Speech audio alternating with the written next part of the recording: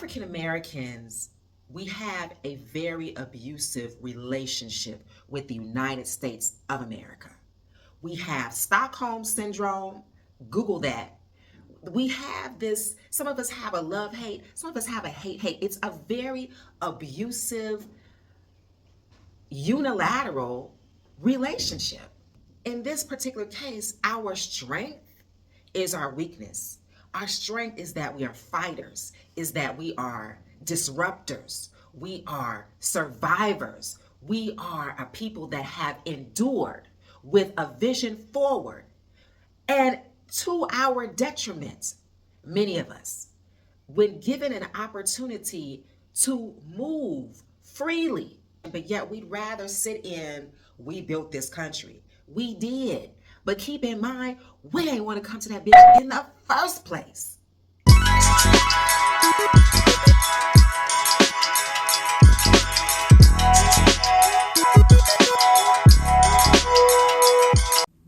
Welcome to Blacks into Africa. I'm Tadre Delore Mornier, a California native living my best life in Nairobi, Kenya. Thank you for coming along for the ride. I hope that you are informed, entertained, and inspired to Blacks into Africa. Hey y'all, I'm back. And I'm back with a new wig. What you think? What you think? I feel like it really matches my actual hair color, which is salt and pepper at this point. And, I chopped my hair off earlier in the year and I was like, you know what? If I want hair, I'll just get a wig. And so, yeah, I got a wig. And I got a wig from the lady who washes my hair at my barbershop. And for those of you who live outside of East Africa, you should know that the hair services in Africa is top tier, okay? You go, you pay a few shillings. In my case, I pay 800 shillings. That includes A-cuts. That includes a shampoo and massage and condition, of course.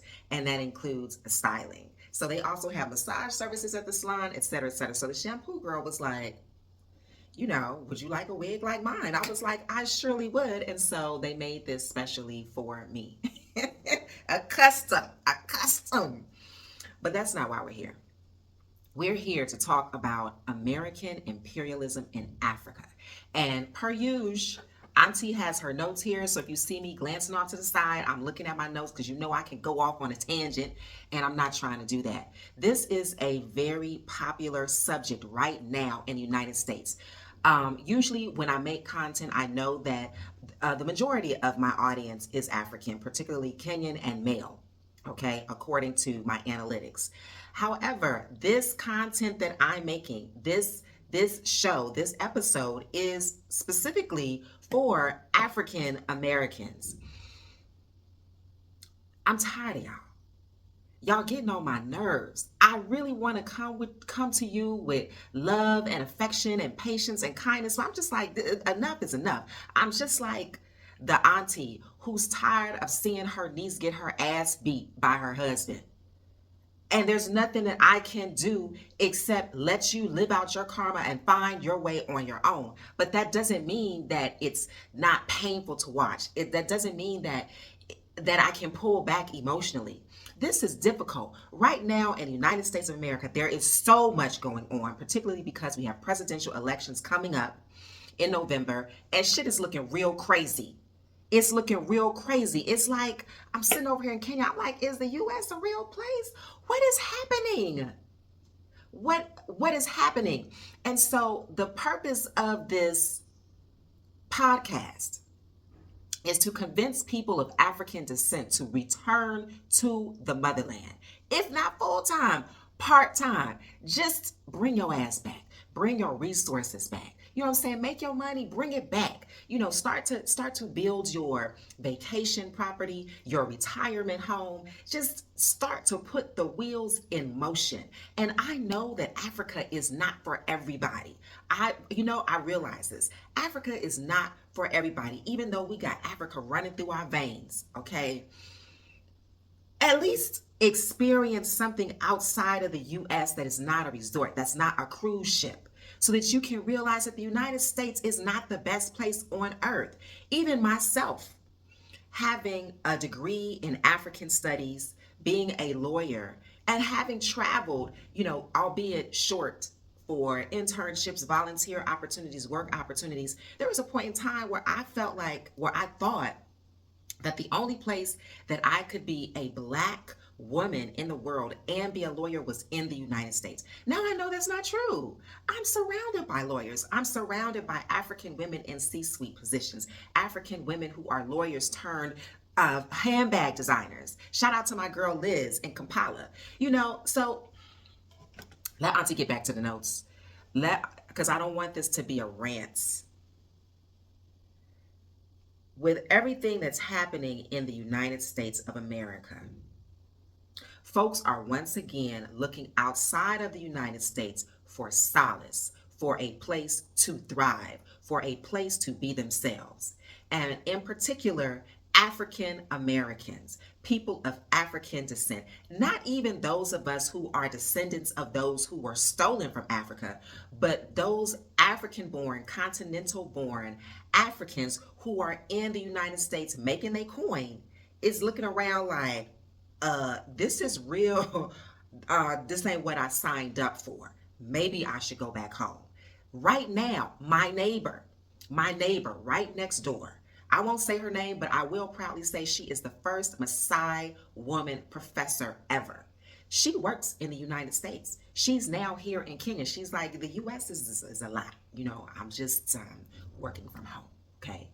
And then, it's not to say that Africa is perfect, because she came back home and there's political instability here as well. If you want to know about what's happening in Kenya right now politically, check out one of my earlier episodes talking about the protests in Kenya. This is season 2. I think it was like episode 1, season 2. I'll put a link.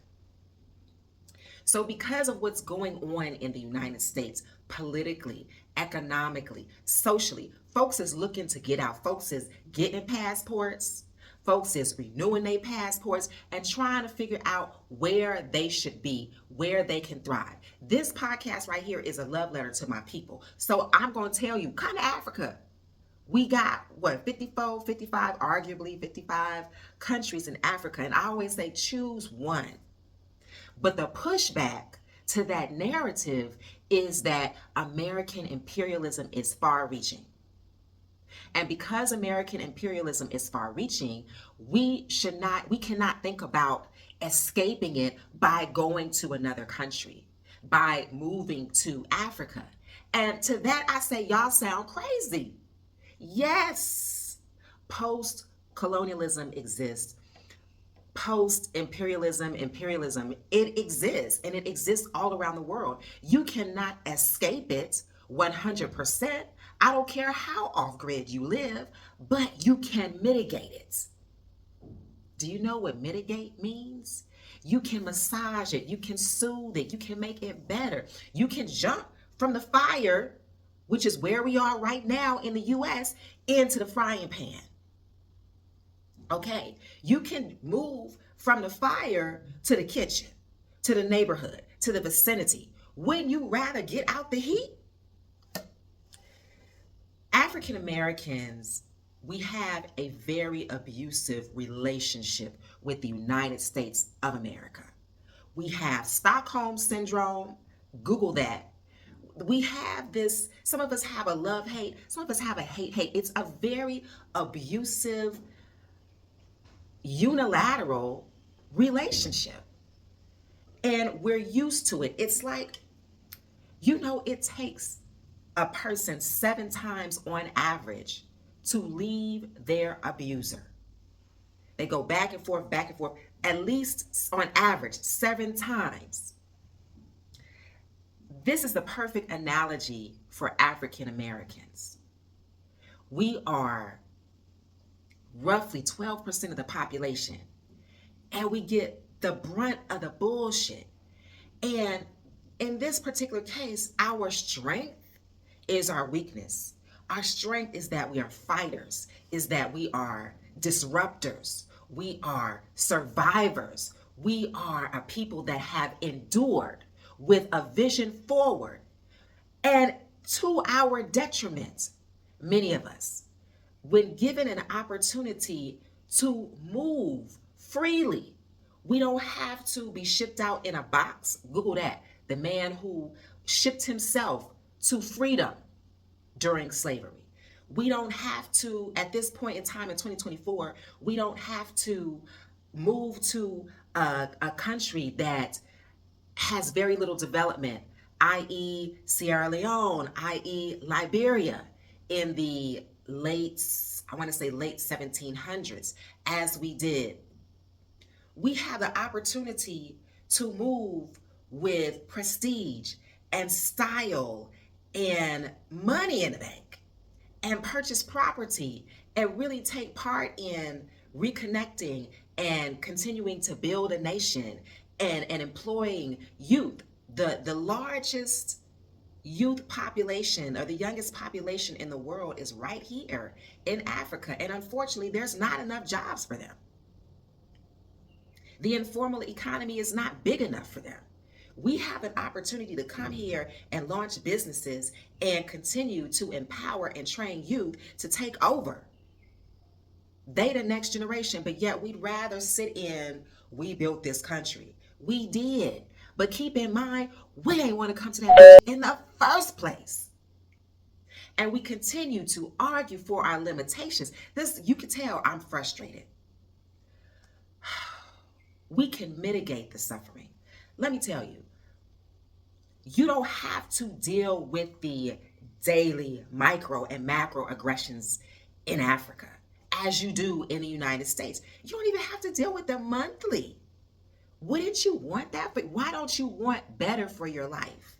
It's like we're accustomed to this struggle-love situation where our telomeres are shorter, where we die earlier, where we have such a small percentage of the economic state that we can't see our way out of it. Like, we can't see the forest for the trees. We can imagine a better life, but we are unable to actualize a better life. And then because the United States is such a hyper capitalist economy, we soothe ourselves through purchases. We got shit in our closet we ain't never wore. We got all of these appliances in our homes that we bought on credit, don't pay no interest for, 48 months. We gorge ourselves by going out to eat brunching with our friends. And then we come back home and then we go back to work and we're so miserable because you're working your ass off 3 times as much as your other colleagues, your non-Black colleagues, and you're not getting paid as much, and you're not getting that promotion. Come on. It's always interesting to me when I see people riding for an entity, a person, an organization, a nation that don't ride for them. My previous video was about Nigeria, how Nigeria made me appreciate Kenya. I'll link that too. And there was Nigerians in the comments that was like, yes, sis, you telling the truth. It's an unfortunate situation. But then there's a few Nigerians in the comments that's like, you came for us, and you know what, you drug us, you dragged us, you didn't need to do that. And Nigeria is a wonderful place, and we got electricity most of the time. That's a whole lie. Come on, sis. Come on, bruh. That's a whole lie. Why are you out here lying like that? Back to the point at hand. We as African Americans are riding for a nation that do not ride for us. We have this ride or die culture. We have this don't air your bad laundry culture. We have this no snitch culture. And it plays out in our politics. It plays out in our decision making. Leave the abusive relationship. Leave the country. Get your freedom. Self-actualize. Have what you know that you are deserving of. And you can have that in Africa. Maybe Kenya's not for you, but there are 54 countries in Africa. Choose one, babes. Choose one. People ask me all the time. I was recently on my cousin's podcast, Black Butterfly, on Facebook, and they asked me, well, how would you guide a person in choosing the right country for them? And it's easy. It's not rocket science, y'all. It really isn't. Make a list of your top 5 non-negotiables and go from there. If you want to live off grid, Africa's a great place to do that. If you need Wi-Fi to work, if you need massive amounts of technology to work, you need to choose a major African city. By the way, I do provide consultations for people that are seriously interested in Blaxiting. I say seriously, don't waste my time. There's a link below in the description. You can click it, you can follow the directions. You will walk away with not only insight, but a spreadsheet of contacts, of resources, of instructions to Blaxit to Africa. But I need to say that more than just Blaxiting to Africa, I want you to be free. If Africa's not for you, baby, look to the Caribbean. Look to Mexico. Look to Portugal. To me, it sounds crazy for African Americans to leave the racism of the United States and migrate to Europe, but people are doing it and people seem to be happy. People are migrating to Asia. People are migrating to the Caribbean. And what's even more strange is people are actually migrating to South Africa, Cape Town, to be specific. I worked in South Africa as a law student. I was an international monitor for the Truth and Reconciliation Commission post Mandela's release. That means that I was sitting in hearings while people were trying to get amnesty for their crimes against humanity, their crimes against their people during the South African apartheid regime. I know what those people are capable of, okay? And we can still see what they're capable of. And because African Americans want to continue to experience the development, the high level of development and infrastructure of the US, they're opting to move to Cape Town. But now you're still the chocolate chip in the rice pudding, but you're the special Coffer. You're not just a regular Coffer, which is their word for NIGGA. I don't know if I can say that on here. But they have a word for that's just like, it's everything that we know NIGGA to be. And it's called Coffer. So you're a special Coffer, but you're not like a human being. You're treated better than the local blacks, but you're still black. And how black folks is able to go to Cape Town and live it up, knowing that when they look around, the only black people they see is serving them, they're servants. They're in the service industry. How y'all? Anyway, if you want to move to South Africa and live your best life, it's going to be better than the US. But you're still dealing with the South African brand of racism. And if you read the book, The Origins of Our Discontent by Isabel Wilkerson, it's called Caste, The Origins of Our Discontent. You'll see how not only the South Africans, but Nazi Germany looked to the United States brand of racism to then unpack, repack, and reformulate their own brand of caste system apartheid. I'm gonna just leave that right there for you to digest. I'm not gonna lie to you. I'm not gonna tell you that anti-blackness only exists in Europe and North America. We know that that's not true. I'm not going to gaslight you. But what I'm trying to get across to you is that you can mitigate the craziness, because racism is just a psychosis. You can mitigate it. You can go from being 12 to 13% of the population in the US, where you have lots of misused, misappropriated economic power, very little political power, to actually being part of the majority in Africa, where you can leverage your social status, your economic status. You can leverage the use of that blue passport. And I don't mean to be insensitive, but I just need to point out the reality.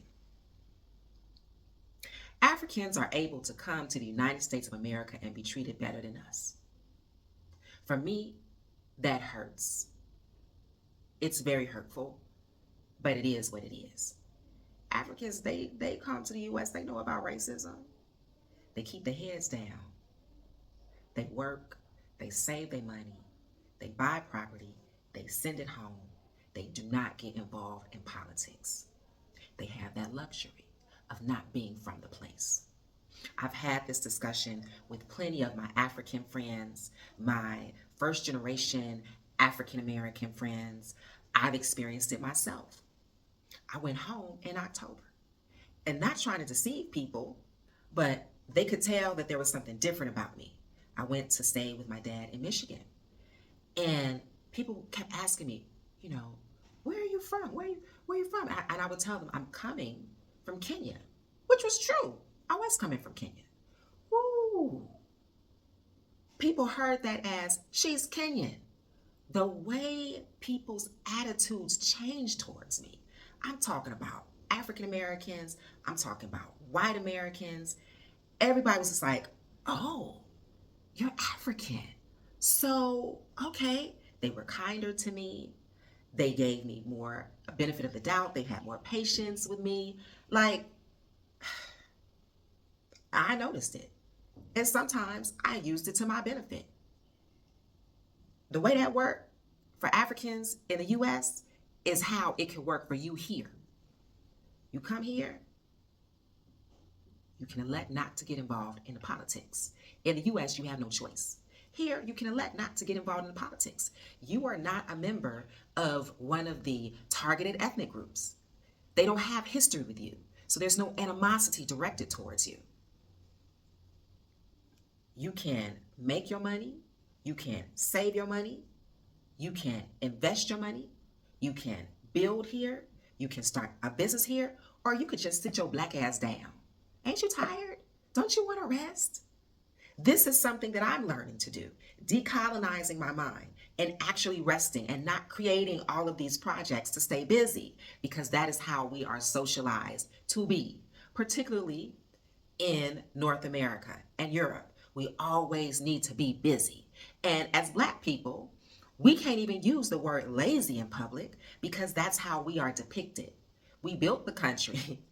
We built the motherfucker, but we're lazy, right? We can't rest. Anyway, when we say,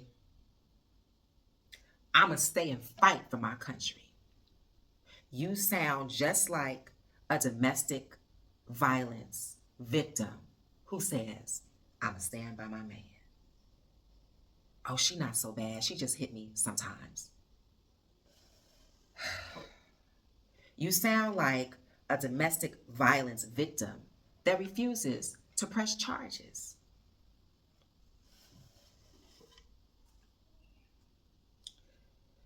We still crying and praying and marching and signing petitions and striking against the same things that we were fighting against in 1619 when we first landed as enslaved people.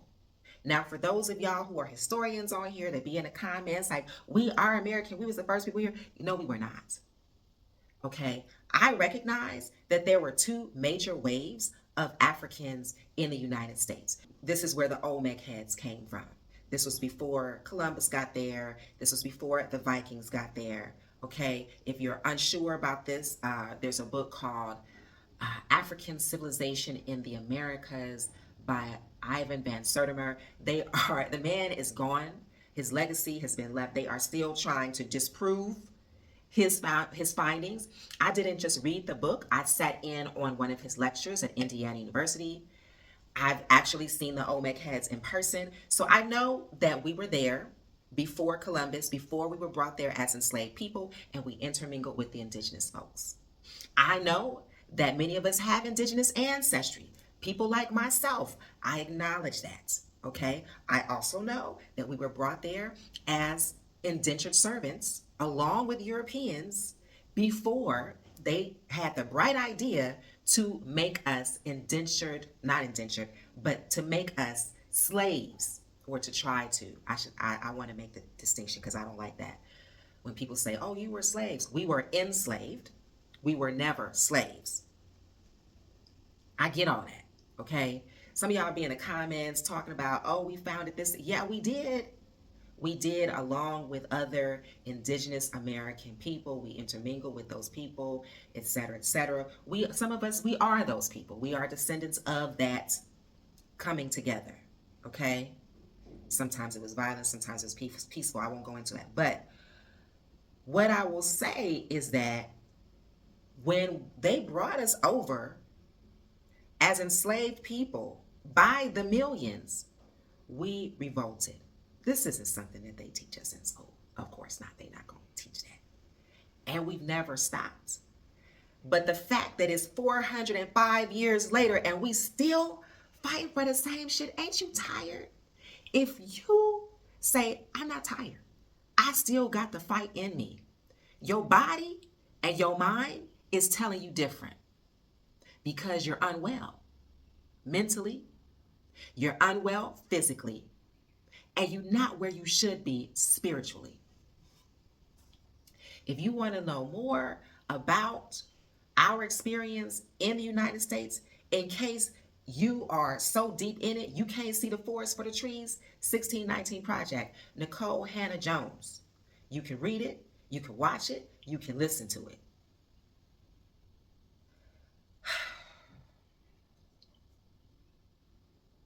Now I want to turn to the spiritual. By coming back to Africa, you have an opportunity to lay your ancestors to rest. You have an opportunity to make good on your karmic agreements. You have an opportunity to heal your entire matrilineal, and for the men, even patrilineal line. You have an opportunity to clear up all that karma so that you can be well. And if your parents are living, it will activate their wellness and also ensure the wellness of your children, of your offspring. You have the opportunity to do that. Stop fighting. In the United States of America, we are arguably members of the lowest caste. Some might say, well, it's the indigenous Americans. I'm not here to play poverty Olympics. Even though I have indigenous American ancestry, I don't live my life as an indigenous American woman. People see me, they see a black woman. I don't know what that experience is like. Regardless, we close to the bottom. Don't you want to mitigate that? You can come here to Africa and immediately, because of your economic status, be catapulted to the top, if not near the top. It was always interesting for me, coming from a lower to upper middle class, a lower middle to upper middle class background. It was always interesting for me to come to Africa and immediately be brushing shoulders with the elite. People who were directly connected to the presidents, to the movers and shakers of the country, the entrepreneurs, the academics of a particular nation. It was always very, very interesting for me. You're immediately plugged in and you can just chill and, get to know some cool people. You can use that to your advantage if you want to build businesses, enact certain programs. Whereas in the United States, most of us are not connected. And that's by design. There's so much going on in the US right now. I don't even need to spell it out. But for my folks that's not there, that are avid watchers and listeners, the BS politics. Okay, now Kamala Harris is in the running. It looked like she gonna win. I was a poli sci major at one point, and I've been on this planet for 50 years. I can tell you right now, Kamala Harris winning the presidential seats is not going to change our caste status. It's just not. Obama did his best, arguably. I was helped out by his administration. And yet, there was still massive violence perpetuated against Black bodies. The Supreme Court, baby, the Supreme Court is on one. Trump did his thing, okay? That conservative court is rolling back our wins from decades ago. They trying to make it into the Handmaid's Tale. What you gonna do? This is why y'all itching to leave. But then you want to throw out like every excuse in the book as to why we should not leave. They still shooting Black people in their homes. Simon Massey is just the latest that we know about. You know that by talking to your parents and your grandparents that this ain't nothing new. We just got the technology to record it with the body cams and the cell phones. Food quality ain't shit. I'm going to do an episode on why African Americans are leaving. And I'm just going to ask our African brothers and sisters to have patience with us, because some of us ain't even had real food ever before in life. Tell me how I know. Food quality is some bullshit. I look at my peers. If they still living and breathing, broke down, most of them. That's to do with the lifestyle. That's to do with the stressors of being Black in America. That's to do with our food quality and our lack of health care. Ain't no work-life balance. You know it, which is why you stay gorging yourself on these weekend brunches. You soothing yourself with food and alcohol.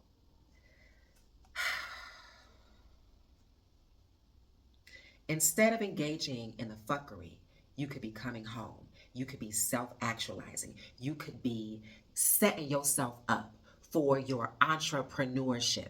In Africa, there are so many gaps in industry. There's so many holes. Find your way to it. Fill those holes. Fill those gaps. And one of the things that gives me joy is actually being able to train younger people so that when they're ready to start their businesses, when they want to move up in their positions, they have that training so that they can then elevate the goods and services in their respective countries. You have the opportunity to do that. For those of y'all that want to just come and do charity, oh my God. I meet y'all. I want to come and I want to work in an orphanage and I want to, no. Everything that they have told us about Africa that bombards us on a daily basis, just throw it away. Just like you throw away, or hopefully you throw away everything that they tell you about us, about who we are as a people, you got to throw that away. Africa don't need charity.